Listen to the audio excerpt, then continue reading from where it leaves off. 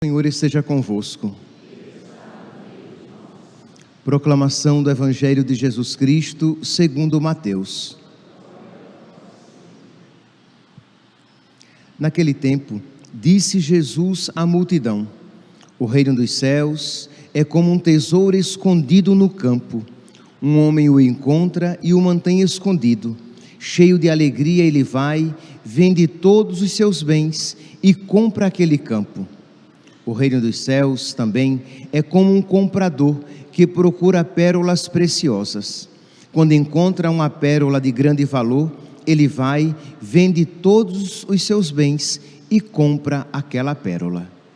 Palavra da salvação.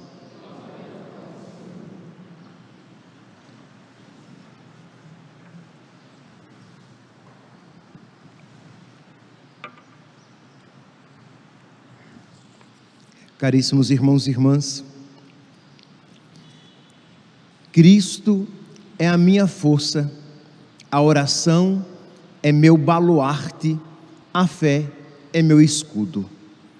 Esta oração de cunho militar até, quem ouve pensa que é um soldado que a faz, porque Cristo é a minha força, a oração é o meu baluarte, é o meu bastião, é a minha fortaleza para a guerra. A oração é o meu baluarte, a fé é o meu escudo. Esta oração era de predileção de uma jovem donzela, de uma moça frágil, piedosa, pura, perseverante, Rosa de Lima, que nasceu, que foi batizada com o nome comprido, Isabel Mariana de Jesus Paredes Flores e Oliva. Só que Isabel era tão bela que desde pequena as pessoas diziam que ela, devido à sua beleza e também porque era rosada, que ela se parecia uma rosa. E assim começaram a chamar. Rosa, ela cresceu um pouco, viu que era do agrado de Deus que assim ela fosse chamada, mas Rosa de Santa Maria. E assim cresceu Isabel, assim sendo chamada Rosa de Santa Maria. Ela nasceu no dia 30 de abril de 1586. O pai era espanhol, a mãe peruana, e ela é a terceira de 11 filhos. Uma família, uma grande família rica, só que empobreceu. O pai perdeu tudo e eles chegaram mesmo quase que a uma vida de miséria, porque chegou mesmo a faltar o que comer. E Isabel então começou a trabalhar em casas de família durante as manhãs, na lavoura à tarde, encontrava tempo para visitar os doentes, para cuidar dos irmãos, para costurar, bordar e fazer rendas até tarde da noite para ajudar a família e ainda ter vida de oração. É do queixo cair. Nós, na primeira dificuldade, já nos justificamos de não rezar. E esta menina, esta mocinha, trabalhava na lavoura, visitava os doentes, era doméstica, bordava, costurava e fazia rendas, cuidava dos irmãos e ainda tinha uma profunda vida de oração. Então, meus irmãos, já de cara, já de imediato, peçamos a intercessão dela, para que tenhamos esta determinação, para que tenhamos esta generosidade, para que tenhamos este foco de saber que não ter tempo para Deus é uma perda de identidade. Por quê? Porque tempo é questão de identidade. Imagine aqui um pai que diz que não tem tempo para os filhos. Ele não sabe o que ele é. Ele se esqueceu de quem ele é, porque se ela é pai, ele tem que ter tempo para os filhos. Se ela é mãe, ela tem que ter tempo para os filhos. Então, é uma questão de identidade. Imagine um padre que diz assim: eu não tenho tempo para rezar. Ele se esqueceu de quem ele é, porque a oração faz parte da sua vocação. E é claro que, mutatis mutandis, também a oração faz parte da vida do cristão. Se o cristão diz que não tem tempo de rezar, ele se esqueceu de quem ele é. Pois bem, então, Rosa de Lima, Rosa de Santa Maria, desde pequena, devota, dedicada, ajudando os pais, só que desde pequena ela sentia, ela ouvia, principalmente quando uma vez rezando diante de uma imagem de Nossa Senhora com o menino Jesus nos braços, ela viu o menino Jesus se mexer, se voltar para ela e dizer: dedica-te totalmente a mim. E ela, que já sentia aquela inclinação no seu coração, nossa, depois de uma dessa, foi a confirmação. Ela vai então se dedicar totalmente a Deus. Só que, meus santos, Rosa era já muito conhecida pelos seus, como uma moça muito devota. Imagine, uma moça devota, uma moça, uma boa filha, uma moça virtuosa e uma moça bela.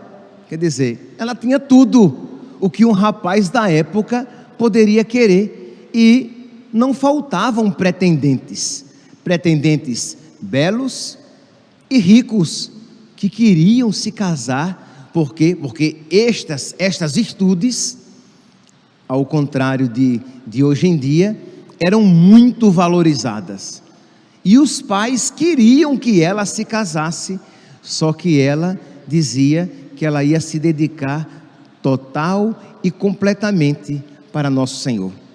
Pois bem, então os pais de alguma maneira aceitaram isso, mas pensando como, vamos dar tempo ao tempo, ela ainda é muito jovem, ela tinha por volta dos seus 14, 15 anos, vamos esperar um pouco, quem sabe ela crescendo, isso daí sai da sua cabeça.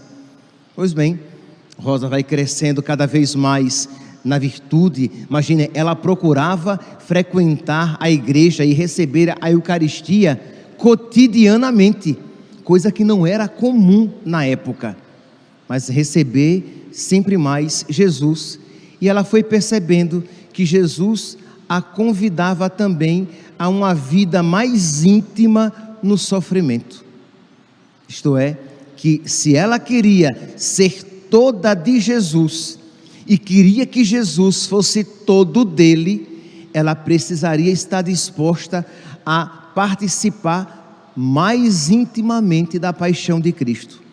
Então, diz que além de perseguições que ela começou a sofrer, humilhações gratuitas, uma doença lhe apareceu, doença essa que a acompanhou até a sua morte, até o final da sua vida, e que lhe causava grandes dores, e que ninguém compreendia bem o porquê daquela doença naquela moça aparentemente saudável.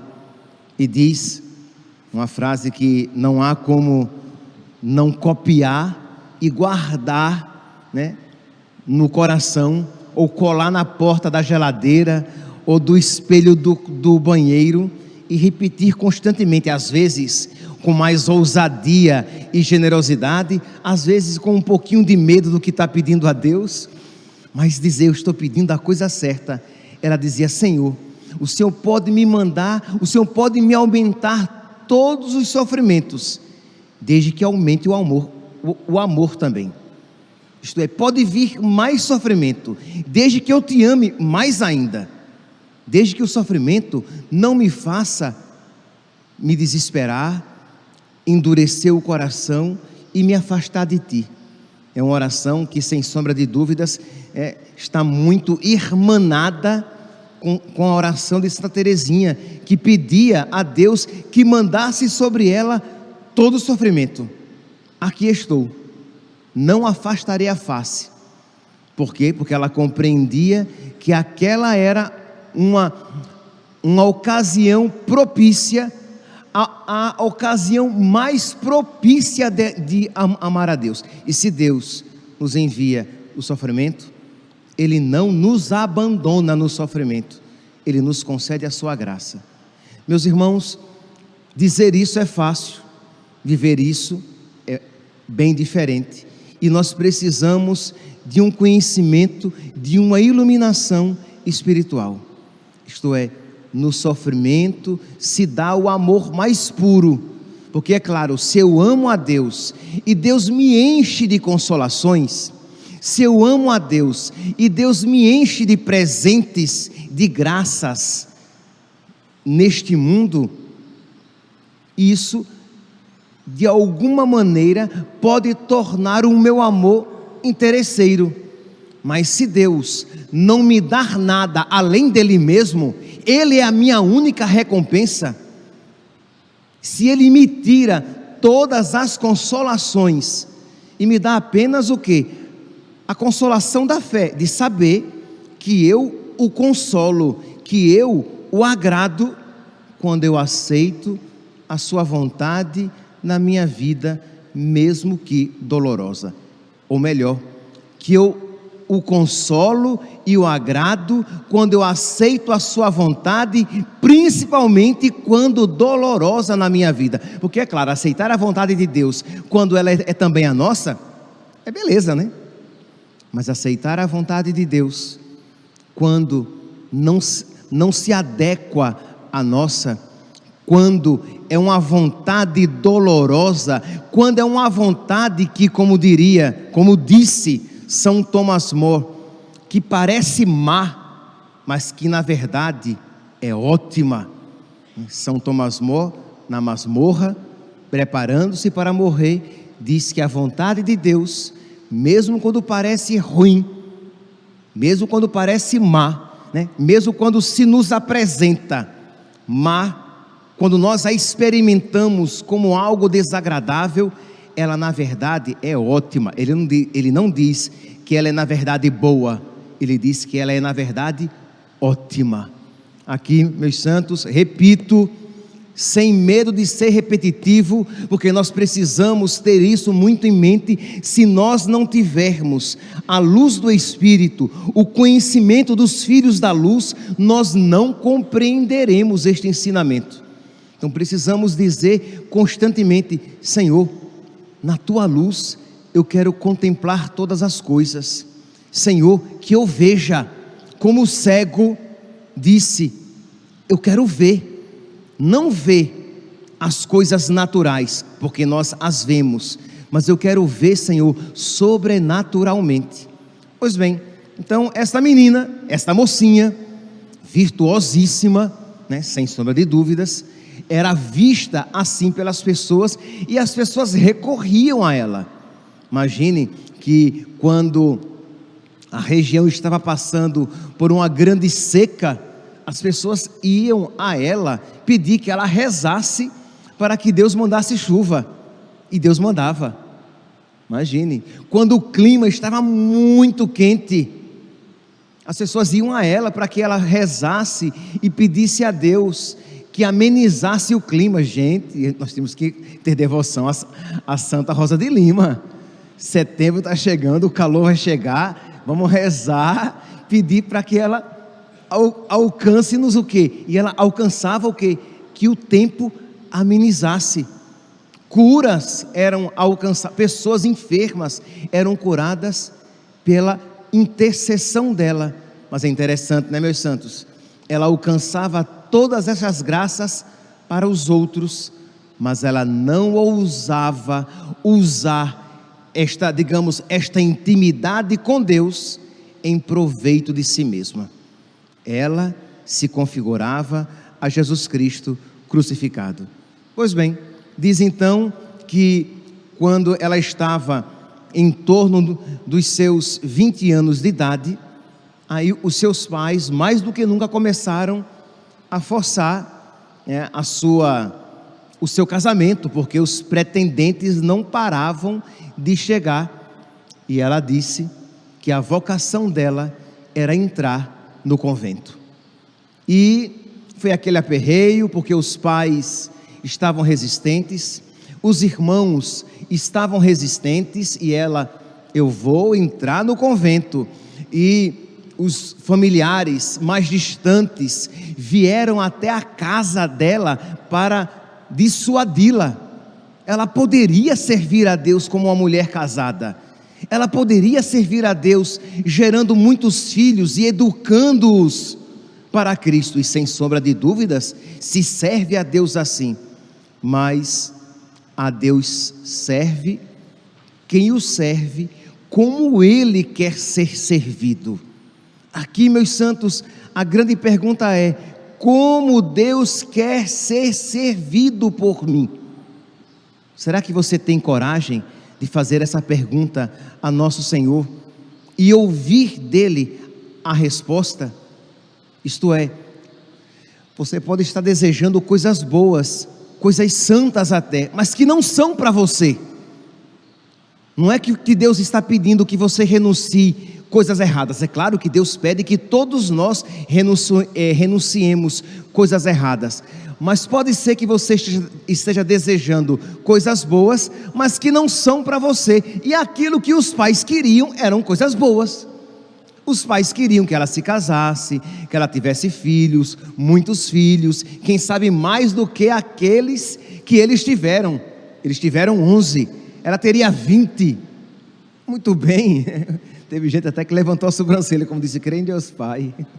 Tá bom, eu vejo tudo daqui. Tá bom. Mas ela, esta moça cheia de Deus, esta moça que fazia chover, esta moça que esfriava o tempo, esta moça que alcançava curas, esta moça a quem Deus nada negava, ela sentia no seu coração que a sua vocação era entrar no convento. E para todos isso ela dizia. Só que, com toda essa confusão, ela ficou ali, firme. Chegou o dia dela entrar no convento, e ela estava em oração. E diz que na hora dela partir para o convento, quem disse que ela conseguia se levantar? Dura como pedra. E vieram os irmãos e os tios para levantá-la do chão, e ninguém conseguia arrancá-la do chão. E ela começou a se perguntar: será que não é vontade de Deus que eu entre no convento? Percebe aqui, meus santos, ela é uma moça de Deus, piedosa, profundamente configurada a Cristo, e ou Cristo suscitou no coração dela aquela vontade para que ela a sacrificasse, ou ela agiu por um quê humano e começou a desejar, e Deus permitiu que aquele sentimento nela brotasse, ou uma coisa ou outra, ou as duas coisas, seja lá como for. Quando ela percebeu que aquilo não era a vontade de Deus, ela disse: Senhor, eu irei para onde o Senhor quiser. E disse que o seu corpo amolece, ela pode ficar de pé. E ela percebeu que não era a vontade de Deus que ela entrasse no convento, não era a vontade de Deus que ela se casasse, mas também não era a vontade de Deus que ela entrasse no convento. Meus santos, nós temos que ter tanta humildade e misericórdia, que a gente às vezes tem a pretensão de dizer que conhece Deus com a palma da mão. A gente às vezes tem a pretensão de achar que conhece todos os desígnios de Deus. Calma, meu santinho. Santa Rosa de Lima, no auge da sua santidade, ela viu que aquilo que de tão bom, Jesus pediu que ela se dedicasse a Ele totalmente. Então na cabeça dela é o quê? Eu vou me dedicar totalmente a Ele no convento. Mas não era isso o que Jesus queria. E ela, pobre, isto é, desapegada, inclusive das coisas boas, que estamos todos de acordo, né? Que entrar no convento era coisa boa, boníssima. Era boa, boníssima, mas não para ela. E ela então se desapega e toma Santa Catarina de Sena, que teve algo semelhante a ela neste sentido, como sua padroeira. Diz então, e isso sem desespero, tá? Isso sem bico desse tamanho, com raiva de Deus, porque Deus não deu, porque Deus me fez papel de boba, porque ela disse para todo mundo que ela ia para o convento. E aí chegou na hora H, ela não foi, será mesmo que ela tem a vocação? Quer dizer, julgamento sempre vem, mas ela sabia, primeiro, que aquilo que ela experimentou no coração, o desejo de a Deus se entregar totalmente, era verdadeiro. Talvez ela tenha se confundido, pode ser. E uma das características dos santos é isto, a humildade.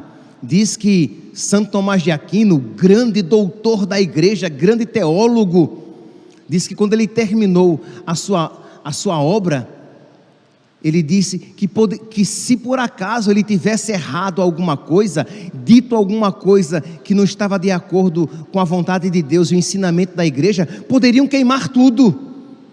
Quer dizer, esse desapego, esta humildade, eu posso ter me enganado. Voltemos aqui então a Santa Catarina de Sena. Então ela estava, a Santa Rosa de Lima, ela estava em oração e disse que uma borboleta branca e preta ficava pairando diante dela, sem lhe incomodar a oração.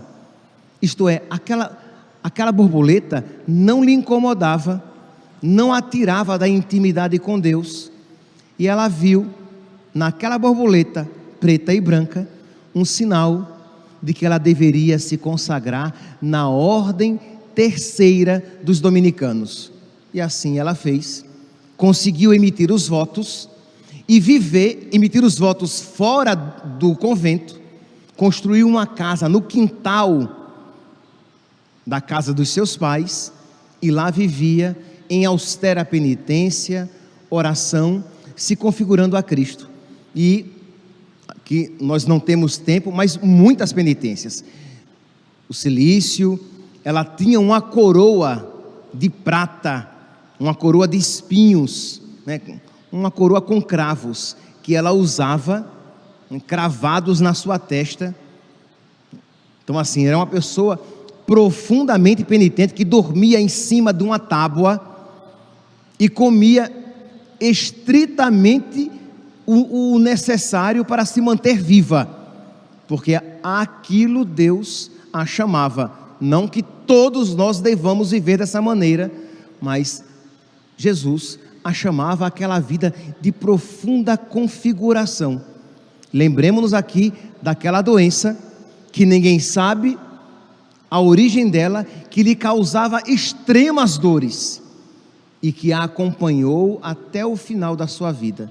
Só que diz que, embora a sua vida fosse muito penitente, que ela sentisse muitas dores, e ela trabalhando, ajudando as pessoas, cuidando dos doentes, mas diz que no dia 24 de agosto, esta jovem mulher, porque aqui ela morreu com 31 anos, se enchia de alegria. Diz que o rosto dela ficava iluminado no dia 24 de agosto. Hoje é 23, né? No dia 24 de agosto, no dia de São Bartolomeu, que nós celebraremos amanhã. E ela ficava toda feliz, e de tal maneira que as pessoas percebiam que existia algo de sobrenatural, e as pessoas perguntavam a ela: por que você fica tão feliz? E as pessoas perceberam que sempre naquela data, ela dizia: porque o dia de São Bartolomeu é o dia das minhas núpcias eternas. Isto é, Jesus tinha dito a ela que ela morreria no dia 24 de agosto. Meus irmãos, eu dizia neste domingo, nas comunidades onde eu celebrei, que eu tinha pensado em entrar na procissão de entrada. Quem participou da missa já está até rindo, que foi o dia da Assunção de Nossa Senhora, né? E eu disse que tive vontade de passar e dizer assim: hoje você vai morrer, hoje você vai morrer, hoje é o dia da sua morte. E eu disse: eu não vou não, porque vai ter gente que vai até surtar. Que imagine dizer para mim que eu vou morrer, crê em Deus Pai, Senhor, quero morrer não.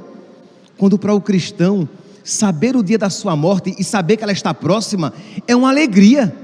Santa Teresa d'Ávila dizia: meu Deus, por que eu não morro de uma vez? São Paulo, né? Para mim é muito melhor partir para estar com Cristo.